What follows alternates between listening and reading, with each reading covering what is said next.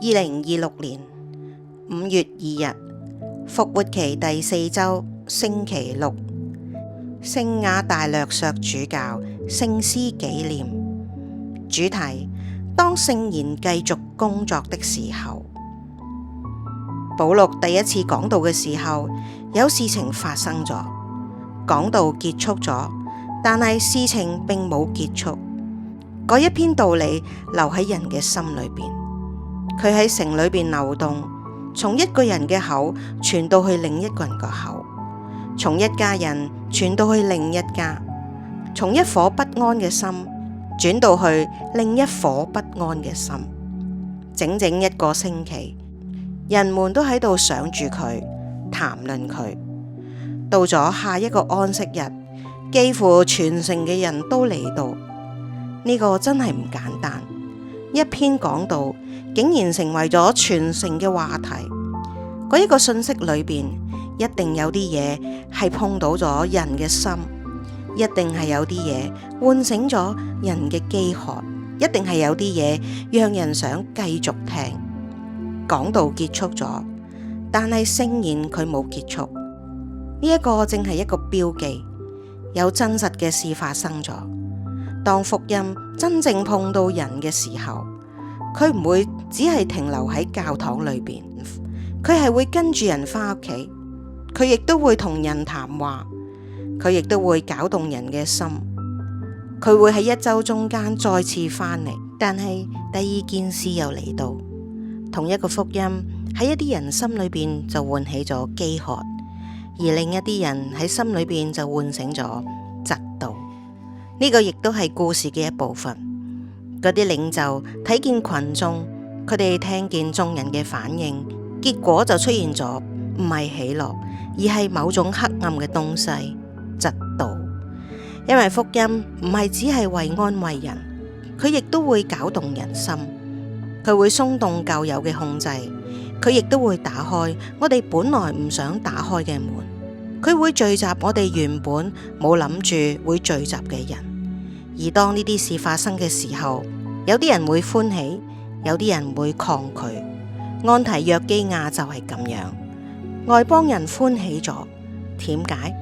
因為佢哋明白咗天主嘅聖言，亦都係俾佢哋嘅，唔只係俾其他人，唔只係俾嗰啲喺信仰上早已經站穩腳嘅人，亦都唔只係俾嗰啲宗教上已經有地位嘅人，亦都係俾佢哋。呢一個正係福音最深嘅力量之一。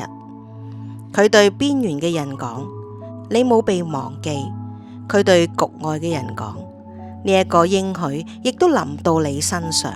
佢對飢渴嘅心講：天主睇見咗你。而當呢啲說話真係被聽進去嘅時候，喜樂就出現咗。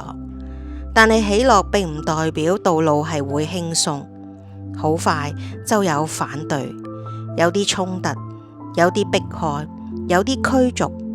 保祿同埋巴爾納伯被趕出去，而最奇怪嘅事就喺嗰度，門徒們就充滿咗喜樂同埋聖神，唔係充滿苦毒，亦都唔係充滿自憐，唔係充滿失敗感，而係充滿咗喜樂。因為基督徒嘅喜樂並唔單止係靠歡迎、成功或者掌聲嚟到維持，佢係嚟自更深嘅地方。因為聖言已經往前走，因為天主已經行動咗，而且即使人拒絕，亦都取消唔到呢一點。